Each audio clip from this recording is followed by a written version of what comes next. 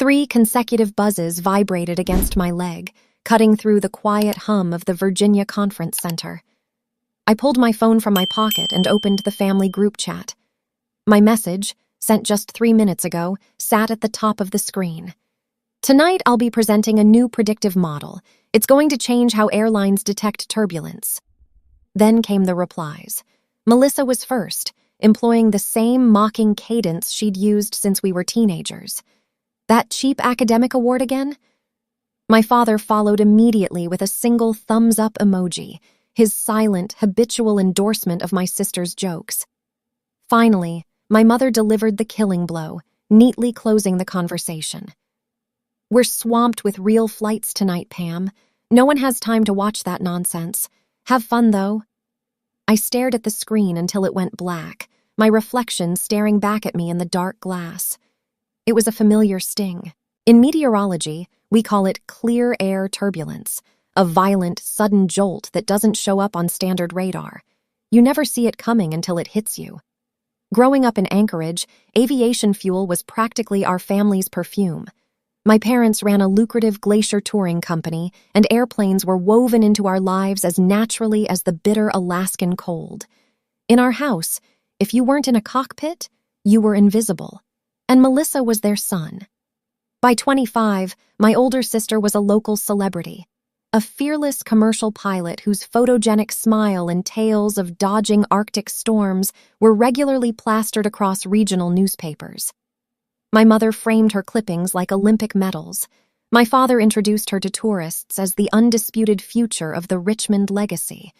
They worshipped pilots because pilots physically wrestled the sky. Compared to the leather jacket glamour of my sister's life, my obsessions were a disappointment. I didn't want to fly planes. I wanted to dissect the atmosphere they flew through. While Melissa was out practicing stall recoveries, I was in my bedroom, captivated by satellite telemetry, pressure layers, and the invisible, violent rivers of wind that tore through the stratosphere. Pamela studies weather data, my mother would tell visiting relatives, using the same polite, strained tone one might use to explain a child who collects interesting rocks. They didn't understand that a pilot's bravery means absolutely nothing against a localized microburst. They didn't realize that the sky they thought they had conquered was hiding invisible pockets of shifting pressure capable of snapping the wings off a commercial jet in seconds. So I left Alaska. I moved to Boulder, Colorado, immersing myself in a world of atmospheric scientists and supercomputers. I traded the smell of exhaust for mathematics, spending endless, agonizing nights training algorithms to find patterns hidden deep inside massive streams of global weather data. It took years, but eventually, the math yielded something beautiful, terrifying, and entirely unprecedented, a system capable of mapping unstable wind layers hours before they physically formed, a way to see the invisible. I slipped my phone back into my pocket and took a deep breath. My family thought this was a science fair project.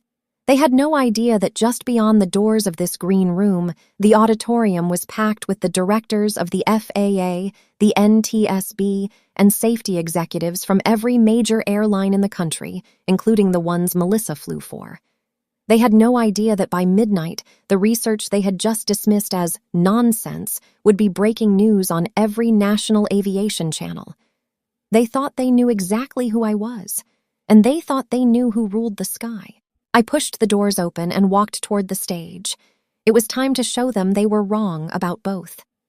I still remember the day I realized that studying the sky could be just as important as flying through it. It happened during a summer afternoon in Anchorage when I was still in high school, sitting at a desk beside the window while my father and sister were preparing one of the tour planes for a glacier flight. The sky looked perfectly clear, bright blue stretching across the mountains without a single threatening cloud. From the ground, everything seemed calm. Yet on my computer screen, a small atmospheric model I had been studying showed something completely different happening miles above us. A band of unstable wind was forming along the upper air currents, the kind of invisible turbulence that pilots often couldn't see until they were already inside it. That contradiction fascinated me. The sky that looked peaceful to everyone else could actually be unstable and dangerous in ways that only data could reveal. While tourists gathered near the hangar taking pictures beside the aircraft, I watched weather radar loops and wind simulations that showed invisible rivers of air flowing across Alaska. Melissa walked past the window that afternoon wearing her pilot jacket, sunglasses resting on her head. She noticed the maps on my computer screen and shook her head with an amused smile. "You're still staring at those weather graphs?" she said. I nodded without looking away from the monitor. "They're not just graphs," I replied. "They show wind layers forming above the mountain corridor." Melissa laughed softly, the way someone does when listening to a complicated explanation that feels unnecessary. "You know what pilots use to check turbulence?" she said. "Our eyes." She pointed toward the sky outside the window where the air looked completely calm. "If the sky looks like that, it's fine." Then she grabbed her flight bag and walked toward the hangar while my father called instructions to the ground crew preparing the aircraft. The engines started a few minutes later, their familiar rumble echoing across the runway. Through the window, I watched the small tour plane lift into the clear blue sky, carrying passengers who believed the air above the mountains was as calm as it looked from the ground. Moments like that happened often during my teenage years. Melissa's confidence as a pilot impressed everyone around her, and I understood why. Flying through Alaska's mountain weather required skill and courage. Tour pilots dealt with rapidly changing conditions, strong winds, and sudden fog rolling through valleys. To my family, aviation meant sitting inside a cockpit and guiding an aircraft through those unpredictable skies. What they didn't see were the invisible patterns forming miles above the ground. The more I studied atmospheric data, the more I realized how many aviation accidents were linked to turbulence that developed long before pilots ever noticed it. Sudden shifts in jet stream winds could create unstable air layers that moved across entire flight corridors. Aircraft could fly directly into those invisible zones, even when the sky appeared clear. I started building small models on my computer that simulated those wind interactions using publicly available weather data. The programs were crude at first, little more than visualizations of atmospheric instability forming along temperature gradients. But each time I ran the simulations, I noticed patterns that repeated themselves across different regions. The atmosphere behaved like a massive system of moving currents. Understanding those currents could mean predicting turbulence hours before a plane ever reached it. My parents appreciated my curiosity, but never truly understood the purpose behind it. At family dinners, the conversation almost always revolved around Melissa's flights. Stories about navigating mountain winds or guiding tourists above glaciers filled the table, while my research projects remained background details. Whenever someone asked about my plans for the future, my father would say something like, "Pamela is studying weather science." Melissa usually added a friendly joke about how I might someday become the family meteorologist. They meant well, but the difference in how our achievements were viewed was obvious. Melissa represented the visible side of aviation: pilots, aircraft, runways, passengers, the part people could see and admire. My work lived inside computer models and atmospheric equations that most people never thought about. That difference followed me all the way to college. While Melissa continued building her reputation as a talented pilot in Alaska, I moved to Boulder, Colorado to study atmospheric science and data modeling. For the first time, I met researchers who treated turbulence prediction as one of the most important unsolved problems in aviation safety. Inside those laboratories, the invisible world I had been studying since childhood suddenly became very real. We analyzed satellite wind measurements, aircraft telemetry, radar data, and atmospheric pressure gradients across entire continents. The goal was simple but incredibly difficult: find a way to predict dangerous turbulence before aircraft ever encountered it. Years of research slowly turned those early ideas into something more powerful. Algorithms replaced simple models. Massive datasets replaced small simulations. What began as curiosity about wind patterns eventually evolved into a predictive system capable of identifying unstable air corridors hours before aircraft reached them. By the time the Aviation Safety Conference invitation arrived in my inbox, The project had already taken nearly 3 years of relentless testing. And yet when I told my family about the presentation that afternoon, the message they saw looked like just another small academic achievement. To them, it was a cheap award. To the aviation industry, it might become something very different. The invitation from the National Atmospheric Flight Laboratory arrived on a quiet Tuesday morning while I was reviewing turbulence simulations in our research office in Boulder. At first, it looked like a routine academic message, the kind of email researchers receive when conferences are organizing technical panels.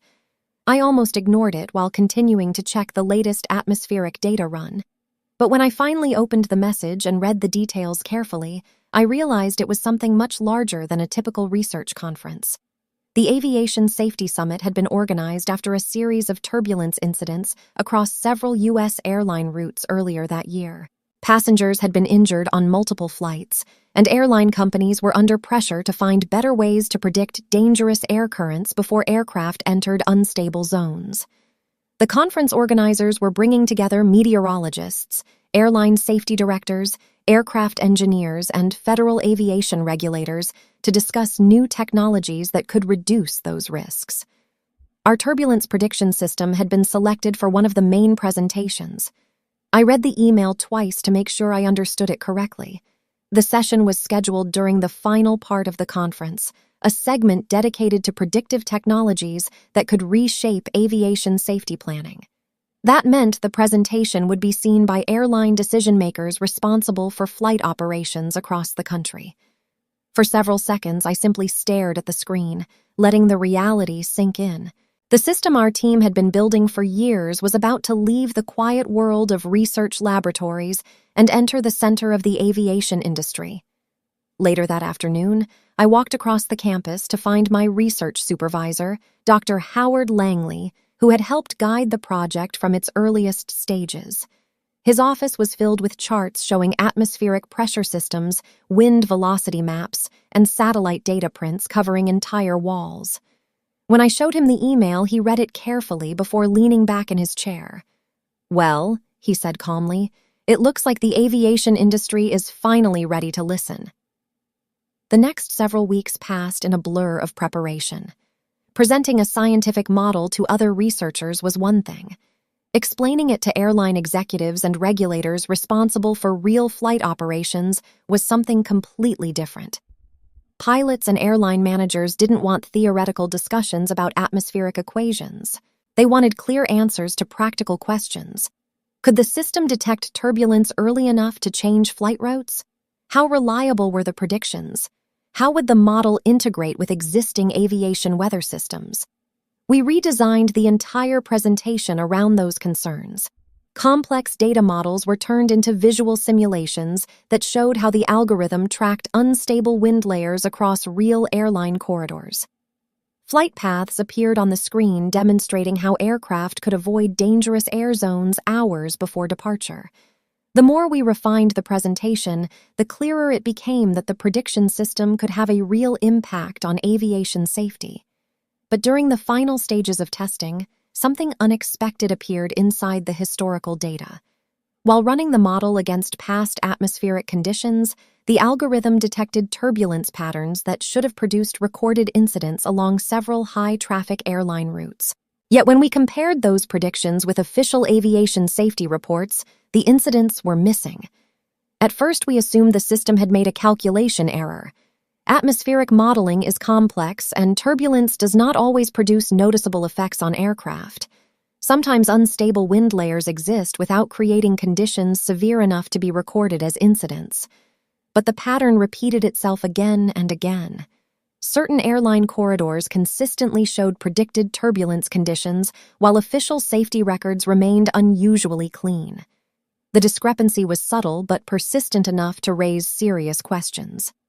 I spent several late nights examining the datasets more carefully, reviewing telemetry records and aviation data exchange logs connected to the historical reports. The deeper I looked, the stranger the pattern became. Some of the turbulence datasets had been accessed repeatedly through external analytic systems connected to aviation insurance risk platforms. Those platforms calculated airline safety ratings that influenced insurance costs and financial evaluations. There was still no direct evidence that the data had been altered, but the possibility that turbulence information had been filtered or misclassified inside those systems could not be ignored. When I showed the anomaly to Dr. Langley, he studied the charts for a long time before speaking. "You have two discoveries here," he said finally, "the prediction system itself and whatever this anomaly means." He tapped the screen where the discrepancy appeared in the data set. If the data is accurate, this could become much bigger than a turbulence model. That realization changed the tone of the entire presentation. The prediction system would still be the central focus, but the anomaly hidden inside the aviation datasets could not be ignored. It raised questions about how turbulence incidents were reported and analyzed across the industry. By the time the conference date approached, the presentation had evolved into something far more important than a simple research demonstration. It had become the first moment when the aviation industry might see evidence that the sky above certain flight corridors had been far more unstable than the official records suggested. And when I sent the message to my family about the presentation that afternoon, they had no idea that the research they laughed at was about to start a conversation that reached far beyond a conference stage. The flight from Denver to Virginia gave me several quiet hours to think about everything that had led to this moment. I had taken dozens of flights during my research years, but this one felt different. Instead of traveling to another laboratory meeting or academic workshop, I was heading toward a conference where airline executives, federal regulators, and aviation safety specialists would be watching the presentation of a system that had taken years to build. Outside the aircraft window, the sky looked calm, a wide stretch of pale blue broken only by thin streaks of cirrus clouds. Most passengers probably saw nothing unusual in the view. To me, the sky was never empty. I could almost imagine the invisible wind layers flowing through the upper atmosphere, the same patterns our algorithm had spent years learning to detect. Somewhere ahead of the aircraft, unstable air currents could already be forming along temperature gradients or jet stream boundaries. Pilots flying through those regions might not see anything until the aircraft suddenly jolted inside invisible turbulence. That simple reality had driven the entire research project. By the time the plane landed in Virginia, the sun was already dropping toward the horizon. A short drive later brought me to the National Atmospheric Flight Laboratory, a sprawling campus that looked more like a scientific institute than a conference center. Glass corridors connected research buildings where engineers and meteorologists studied weather systems affecting aviation across the country. Inside the main building, conference banners displayed the title of the event, Aviation Safety and Atmospheric Systems Summit. Registration tables filled the lobby, and groups of aviation professionals were already gathering around large screens displaying real-time weather maps. Listening to the conversations around me felt strangely reassuring. Pilots discussed wind shear reports, while meteorologists debated how satellite measurements could improve turbulence forecasting. For the first time since receiving the invitation, I felt certain that the people attending this conference would understand exactly why the prediction system mattered. The next morning began early. Technicians were already adjusting lighting and camera equipment inside the main auditorium when I arrived with my laptop and presentation files. The room itself was larger than I expected, with several hundred seats arranged in curved rows facing a wide stage and an enormous display screen. The conference organizers explained that the final session of the day would be broadcast through aviation industry networks, so airline safety teams across the country could watch remotely. Several aviation news channels also planned to carry parts of the discussion. Hearing that detail made the scale of the event feel even larger. Instead of presenting to a few hundred people in the room, I would be speaking to airline operations centers, aviation researchers, and regulators watching from across the country. Throughout the day, different teams presented their research. Engineers demonstrated new aircraft sensors designed to detect turbulence using wing vibration patterns. Meteorologists discussed improvements in atmospheric radar mapping. Airline safety managers explained how pilots reported turbulence encounters during flights. Each presentation addressed the same problem from a different angle. turbulence remained one of the most unpredictable threats in aviation. Even modern aircraft equipped with advanced weather radar could struggle to detect clear air turbulence, which formed without visible storm clouds. Passengers experienced it as sudden jolts that seemed to appear out of nowhere. By late afternoon, the anticipation inside the conference hall began to build. The final session of the day focused on predictive technologies capable of identifying dangerous atmospheric conditions before flights encountered them. My presentation was scheduled as the closing segment of that session. I spent the last hour before the presentation reviewing the slides in a quiet preparation room behind the auditorium. The opening section explained how atmospheric instability formed along jet streams and temperature gradients. The middle section demonstrated how the algorithm processed real-time weather data from satellites, radar networks, and flight telemetry. The final section showed the anomaly hidden inside historical turbulence datasets.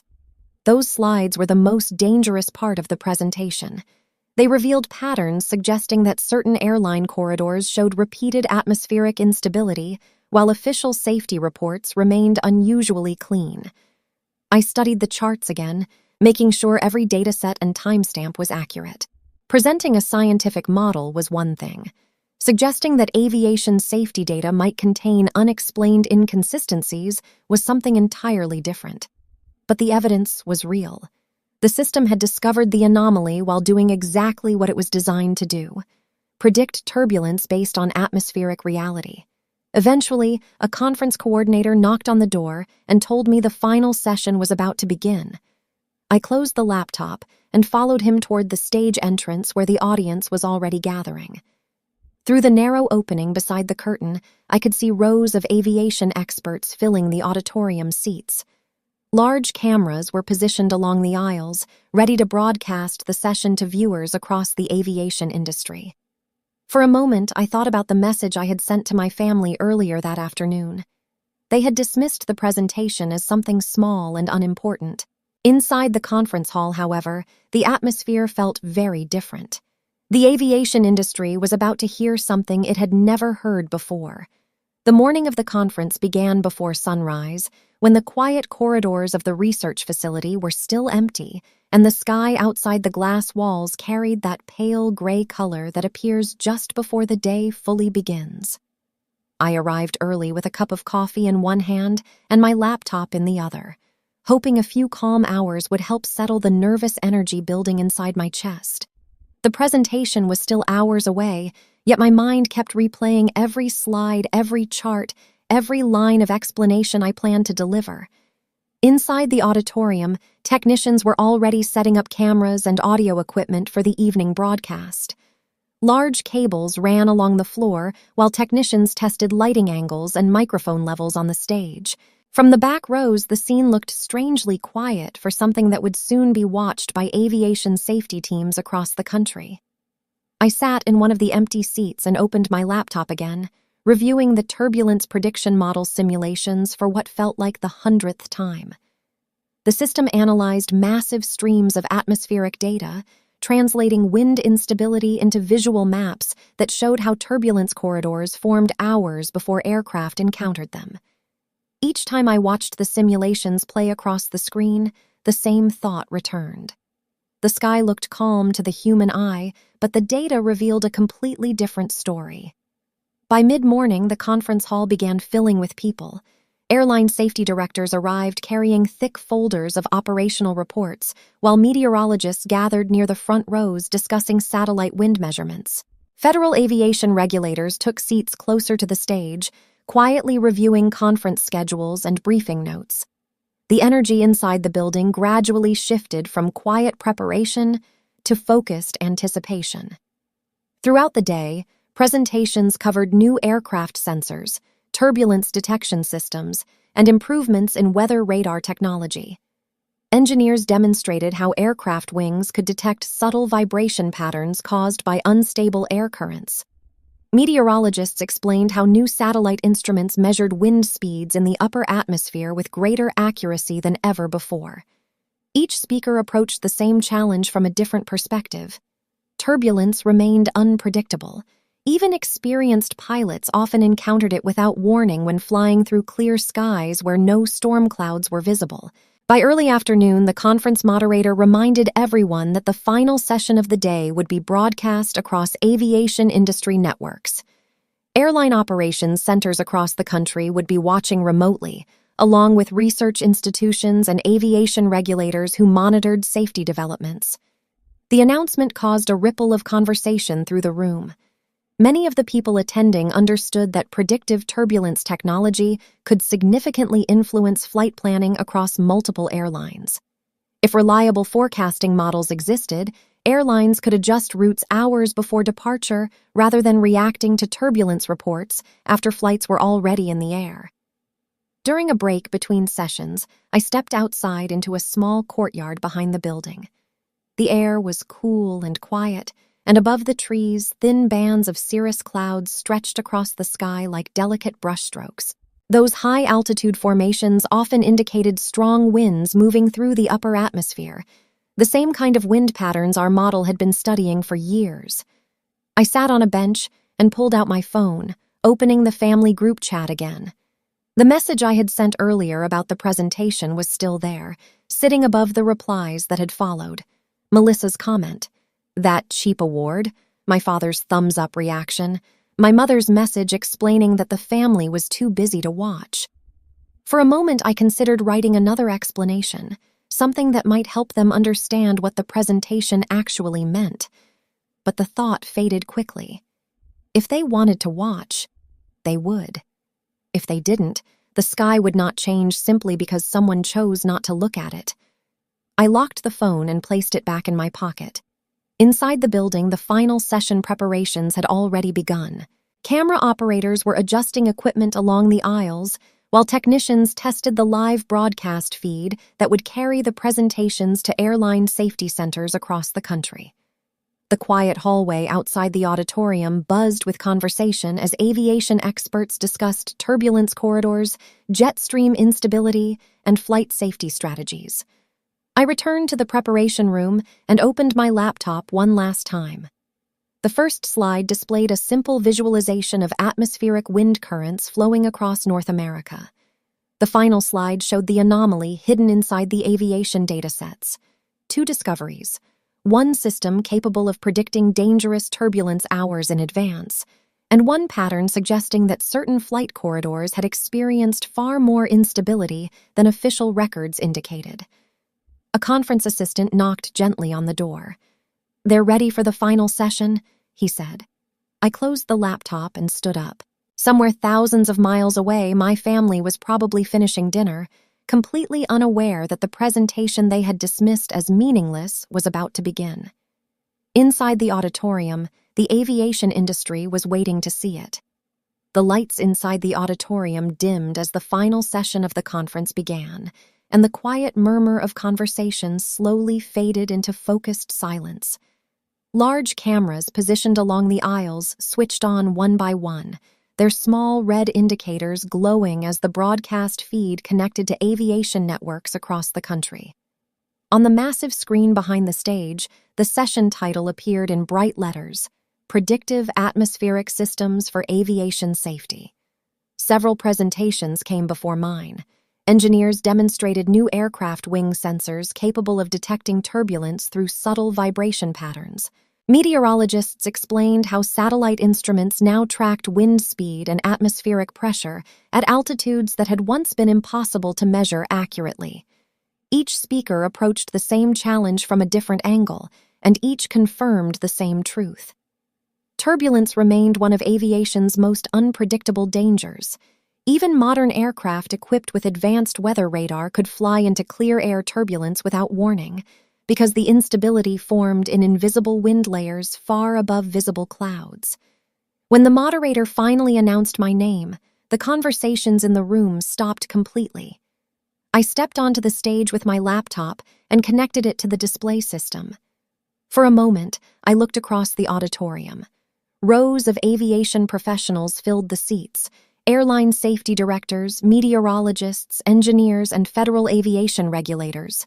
Beyond them, the broadcast cameras stood quietly, sending the presentation to airline operations centers and aviation research institutes watching remotely.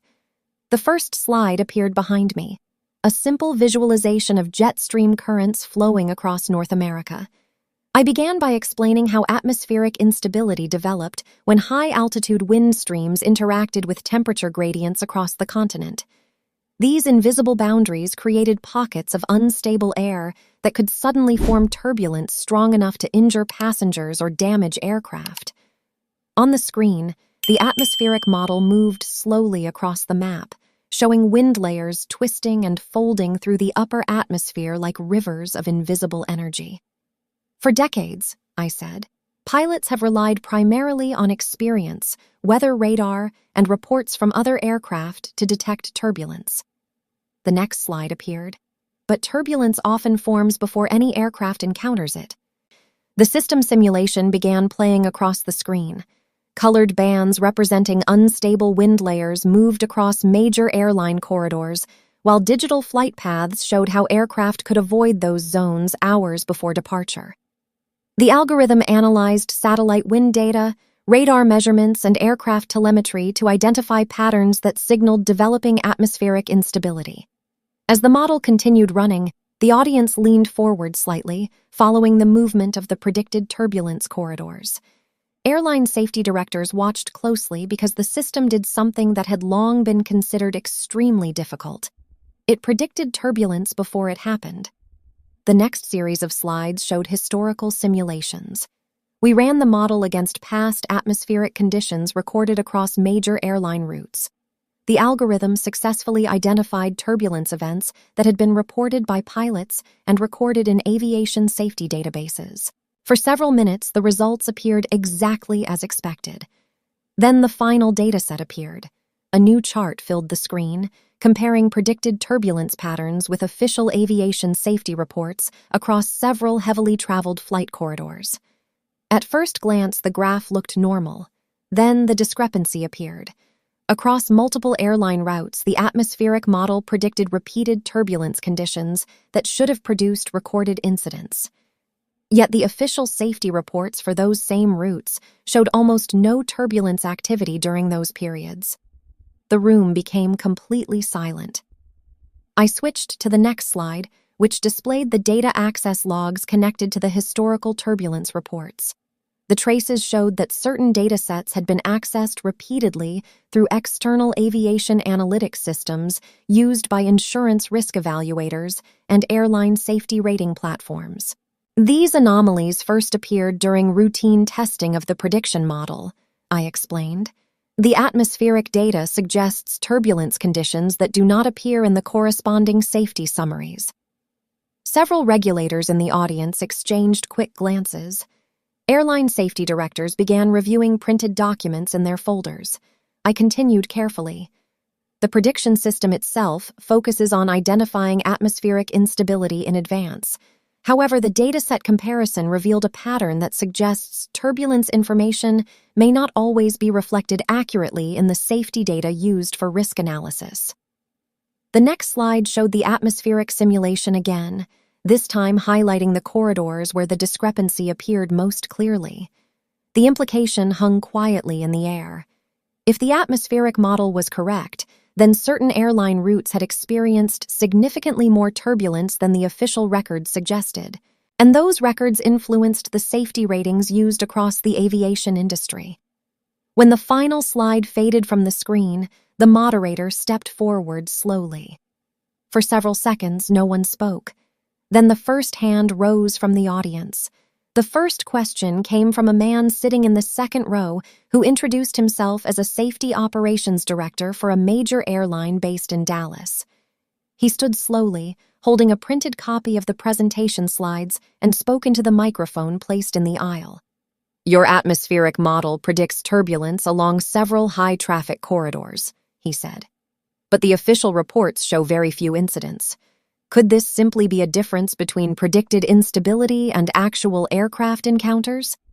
The question was fair, and it was exactly the kind of challenge we expected from aviation professionals responsible for real flight operations. "Turbulence prediction always includes a margin of uncertainty," I replied. Not every unstable air layer produces an event severe enough to be recorded as a safety report. However, the discrepancy shown here is not random. The predicted instability appears repeatedly across specific routes, while the official data remains unusually consistent. The man nodded slowly as he returned to his seat, clearly still thinking about the charts displayed on the screen. A second question came almost immediately from a meteorologist representing a national weather monitoring agency. She asked about the atmospheric data sources used by the model and whether satellite wind measurements alone could explain the anomaly. I explained that the algorithm used multiple streams of atmospheric data simultaneously. Satellite wind vectors, radar measurements, aircraft telemetry, and pressure gradient models all contributed to the prediction system. When those data sources align, I said, pointing to the simulation on the screen, the model identifies unstable atmospheric layers with a high probability of turbulence. She leaned back in her chair, studying the charts again. The discussion grew more technical with each question. A federal aviation regulator raised his hand next. He wanted clarification about the external analytics platform mentioned in the data access logs. According to the traces displayed in the presentation, several turbulence datasets had been accessed repeatedly through a commercial aviation risk analysis system. That platform aggregates airline safety data to generate performance ratings, I explained. Those ratings influence insurance evaluations and risk models used by financial analysts. The regulator's expression remained neutral, but the implication was obvious to everyone in the room. If turbulence incidents were not being recorded accurately within those datasets, the safety ratings assigned to certain airline routes could be misleading. A quiet wave of conversation moved across the auditorium. Airline safety directors leaned toward one another, speaking in low voices while reviewing printed charts. Meteorologists began comparing notes about atmospheric instability patterns along the routes highlighted in the simulation. The moderator eventually raised his hand to bring the discussion back to order. Another question followed, this time from an aviation data engineer sitting near the back of the hall. He asked whether the telemetry logs showing external data access could confirm that turbulence reports had actually been altered. I answered carefully. The logs confirm that turbulence datasets connected to those routes were accessed repeatedly through external analytic systems. They do not prove intent or modification. What they demonstrate is that the atmospheric conditions predicted by the model do not align with the official safety summaries. The engineer nodded slowly. In aviation safety analysis, even small inconsistencies in data can trigger major investigations. The discussion continued for nearly 40 minutes. Each new question focused less on the prediction algorithm itself and more on the anomaly hidden within the aviation safety records. Airline representatives asked whether their own flight corridors appeared inside the dataset. Meteorologists requested access to the atmospheric modeling framework so they could test it independently. Finally, the moderator turned toward a group of federal aviation officials seated near the front of the room. One of them stood. His voice was calm and measured, but the entire auditorium fell silent as he began speaking. The Federal Aviation Administration will request access to the full dataset and prediction model presented today, he said. Our analysts will review the atmospheric simulations and the reporting discrepancies described in this presentation. He paused briefly. If the anomaly is confirmed, we will conduct a broader evaluation of how turbulence data is collected and distributed across aviation safety networks. The statement carried a quiet weight. In aviation, regulatory reviews rarely begin without serious reason. As the official returned to his seat, the moderator thanked the audience and announced that the formal session had reached its conclusion. Applause spread through the auditorium, not loud or celebratory, but steady and respectful. The presentation had clearly left an impression. Afterward, several aviation journalists gathered near the stage requesting short interviews about the prediction system. Camera crews who had been broadcasting the session repositioned their equipment, while technicians prepared clips for aviation news networks. One journalist asked how long the research had taken. "Several years," I answered. Another asked whether the discovery of the anomaly had been expected. "No," I said honestly. The system found it while doing exactly what it was designed to do. Outside the auditorium, the evening sky had already darkened. Aviation professionals stood in small groups discussing turbulence corridors, predictive modeling, and the potential implications for airline safety planning. The conference organizers began shutting down equipment inside the hall while the broadcast feed continued circulating across aviation networks and research forums. Somewhere thousands of miles away in Alaska, a television channel connected to that same aviation broadcast was replaying the conference highlights. And for the first time, my family was about to see exactly what I had been working on all these years. I was already back in my hotel room when the first unexpected notification appeared on my phone. The conference had ended nearly an hour earlier, and most of the equipment crews were probably still packing cables and cameras inside the auditorium. Outside my window, the streets of Virginia were quiet, lit by soft yellow streetlights and the occasional passing car. I had just placed my laptop on the desk and sat down for the first moment of silence I had experienced all day. Then the phone buzzed. At first I assumed it was another message from one of the aviation researchers asking for access to the turbulence model or the atmospheric datasets. My inbox had already filled with requests from airline safety teams and meteorologists who wanted to test the system using their own flight corridor data. But when I looked at the screen, the message came from somewhere I had not expected to hear from that night. The family group chat. For a few seconds, I simply stared at the notification, remembering the conversation from earlier that afternoon. Melissa's comment still echoed in my mind. That cheap award? Slowly, I opened the message. A video link appeared at the top of the chat window. It was a clip from the conference broadcast already circulating through aviation news channels. The thumbnail image showed the stage of the auditorium and the slide displaying the turbulence prediction simulation. Under the link, Melissa had written a short message. Was that really you? There was no joke this time, no sarcastic emoji, no teasing comment about academic awards or weather graphs. Just a simple question. Before I had time to respond, another message appeared. This one from my father. I just saw part of the broadcast replay on an aviation channel, he wrote. How long have you been working on that system? A few seconds later, my mother sent a message of her own. I didn't realize the presentation was something this big. I leaned back in the chair and read the messages again. The quiet room suddenly felt very different from the tension and anticipation that had filled the conference hall earlier that evening. For years, my work had existed somewhere outside their understanding. When they thought about aviation, they imagined pilots guiding aircraft through clouds and mountain winds, the kind of flying Melissa did every day. Atmospheric data models and predictive algorithms had always sounded distant and abstract. Tonight, they had finally seen the moment when that invisible work appeared on a national aviation broadcast. I typed a simple response. Yes, it's the turbulence prediction project I've been working on for the last few years. The reply bubbles appeared almost immediately. Melissa asked how the system actually predicted turbulence before flights encountered it. My father asked whether airlines would start using the technology soon. My mother wondered how many people had been watching the conference broadcast.